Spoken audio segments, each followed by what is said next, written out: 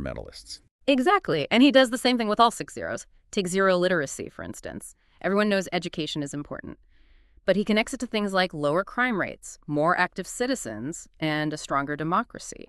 It's a strong argument for investing in education, not just because it's the right thing to do, but because it's essential for social and economic progress. He's making a compelling case for why these goals matter, not just in some abstract way, but in a way that directly affects our lives and communities. Absolutely. That's what makes his framework so compelling. It's not just a bunch of lofty ideals, it's a blueprint for a world where everyone can thrive. Okay, but let's be realistic for a second. Achieving all 6 zeros sounds incredibly ambitious. Are there any real-world examples that suggest this is even possible? He acknowledges the scale of the challenge, but he also points to success stories that give us reason for hope. He talks about countries like Costa Rica, which gets almost all of its energy from renewables, and Bhutan, which has made huge strides in reducing poverty and promoting sustainable development. These examples prove that real progress is possible, even in countries with limited resources. That's encouraging. It shows we can learn from others who are already paving the way. Exactly. And he encourages us to look beyond our own borders for inspiration and guidance. He believes that by sharing knowledge and best practices, we can accelerate our progress towards a more sustainable future. Speaking of learning from others, he seems particularly interested in public-private partnerships as a way to drive innovation and implement solutions on a larger scale. Yeah, he's a big fan of those collaborations. He believes they can bring in a lot of resources, tap into different kinds of expertise, and create solutions that are both effective and scalable. But those partnerships can be tricky, right? Yeah. What about potential conflicts of interest or lack of trust between the public and private sectors? Those are valid concerns. He doesn't sugarcoat it. He knows these partnerships can be challenging, but he believes the potential benefits outweigh the risks. And he offers some concrete advice on how to build trust, set clear goals, and make sure everyone is accountable. So it's about being realistic about the difficulties, but also optimistic about the potential. Exactly. And remembering that partnerships aren't a magic solution, but they can be a powerful tool for moving towards a more sustainable future. Okay, let's shift gears for a moment and talk about his emphasis on education and awareness campaigns. He seems to believe that changing hearts and minds is just as important as changing policies and technologies. Absolutely. He knows we can't build a sustainable future without getting people on board. We need to create a culture where people understand these issues and want to make a difference. So it's not just about informing people, it's about inspiring them to take action. How does he suggest we do that? Storytelling is crucial, he says, connecting with people emotionally and highlighting the good things that come with sustainability, and using a diverse range of channels and approaches to reach different audiences. So meeting people where they are and using creative strategies to make sustainability feel relevant and engaging. Exactly. And remembering that everyone has a role to play. Individuals, communities, businesses, governments, we all need to be part of the solution. Okay, let's wrap up with his final initiative, investment in research and development. Why is this so crucial to his vision? He believes that R&D is the key to a truly sustainable future. It's the engine of innovation, the way we develop new technologies, new processes, new ways of thinking that can help us overcome these huge challenges. So investing in the future and the tools we need to build a better world.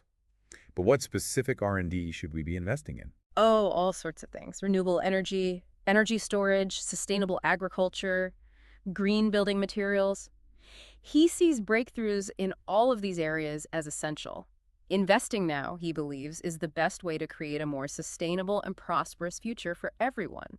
It's inspiring to see someone thinking about these challenges so broadly and offering such a comprehensive plan of action. I agree. And what's truly impressive is that his work isn't just theoretical. He's grounded his ideas in research, real-world examples, and a clear roadmap for how we can achieve his vision. So it's not just a dream, it's an achievable goal. Exactly. And that's what makes his work so compelling. He's not just telling us what's wrong with the world, he's showing us how to fix it. It's a message of hope and empowerment, a reminder that we have the power to create a better future. But we have to work together to make it happen. Couldn't agree more. And I think it's important to acknowledge how bold his approach is. It's easy to get overwhelmed by the scale of these challenges and feel powerless. It's refreshing to hear someone offer a more optimistic perspective. And it's not blind optimism. It's grounded in a deep understanding of the issues and a belief in our collective ability to solve them. He sees the complexity, but he also highlights our incredible ingenuity and resilience. It reminds me that we've faced seemingly impossible challenges before, and we've found ways to overcome them. Exactly. He's urging us not to give up hope. He's calling us to action, inviting us to be part of the solution, and he's given us a roadmap to follow. This deep dive has certainly given me a lot to think about. Exploring Dr. Hai's vision and unpacking his 6-0 framework has been incredibly insightful. It's been a pleasure discussing these ideas with you. I always find it energizing to have these conversations about sustainability, especially when they're framed in such a hopeful and actionable way. I agree. And it's important to remember that this is just the beginning of the conversation. Dr. Hai has given us a framework for thinking about these challenges, but now it's up to each of us to take these ideas and put them into practice. Absolutely.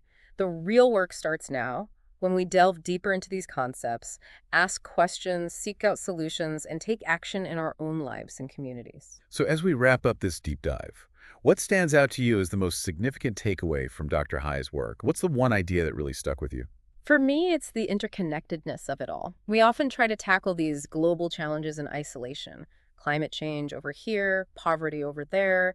But Dr. Hai's framework shows how deeply intertwined they truly are. It's like we can't truly solve one problem without addressing the others. They're all pieces of the same puzzle. And that's what makes his vision so compelling. It's not about finding a single magic solution. It's about understanding the system as a whole and working towards a more holistic approach to sustainable development.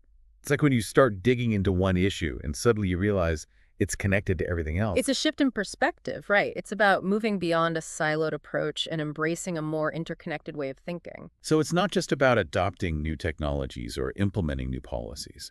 It's about fundamentally changing how we think about the world and our place in it. Exactly. It's about recognizing that we're all interconnected and that our actions have consequences that extend far beyond ourselves. It's a humbling thought, but also an empowering one. It means that even small actions can have a ripple effect. And I think that's a key takeaway from Dr. Hai's work. It's a message of hope and empowerment.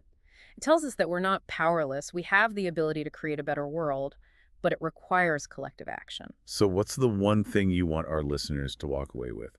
That lingering thought you want to leave them with? It all boils down to this. What will your contribution be?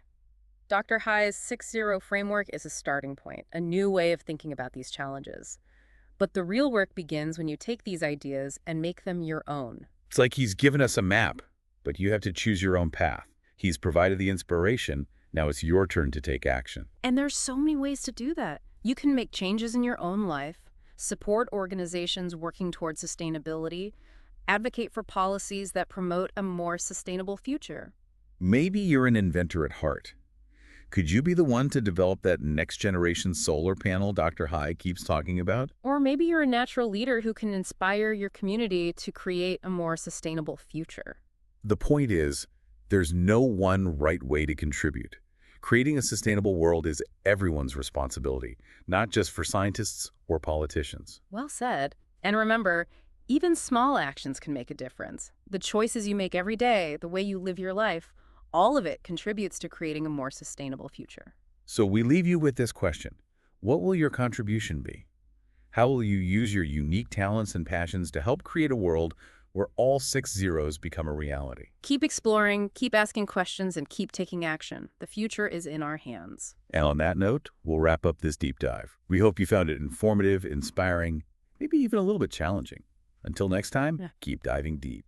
It's like we can't really solve one without tackling the others. It's all connected, you know? Yeah, all pieces of the same puzzle. Right, and that's what's so cool about his approach. It's not about finding one perfect solution. It's about understanding how everything fits together and working towards, a more holistic kind of sustainable development. It's funny, you start looking into one problem and then suddenly you realize it's connected to a million other things. It's a real shift in how you see things. Instead of looking at these issues in isolation, you got to think about them as part of a bigger system. So it goes beyond just, adopting a new technology or enacting a new policy. It's about fundamentally changing how we understand the world and our role in it. Yeah, realizing that we're all connected and that what we do has consequences, not just for us, but for everyone else. That's both a humbling and empowering thought, right? It means that we all have the power to make a difference, no matter how small our actions might seem. And that's such a key takeaway from Dr. Hai's work. It's not about doom and gloom. It's about hope and the power we have to create a better future if we work together. So if there's one thing you hope our listeners take away from this deep dive, what would it be? What's that one idea that you really want to stick with them? Hmm. Well, I'd ask them this. What will your contribution be? Dr. Hai's given us a framework, a new way to think about these challenges. But it's up to each of us to explore these ideas and find our own way to make a difference. Yeah, he's given us a map, but we each have to chart our own course. He's provided the inspiration, but now it's up to each of us to take action. Exactly. And there's so many ways to contribute. Maybe you change things in your own life. Maybe you support organizations doing great work. Maybe you advocate for better policies.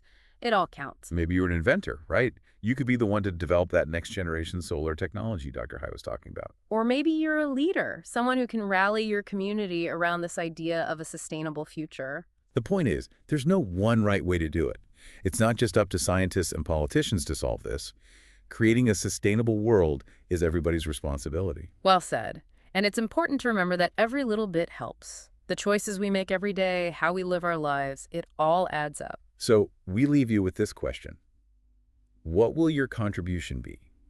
How will you use your unique talents and passions to create a world where all 6 zeros become a reality? Don't stop exploring, keep asking questions, keep taking action. The future is in our hands. That's a great place to wrap up this deep dive. We hope you found it informative and thought-provoking, and maybe it's even inspired you to take action yourself.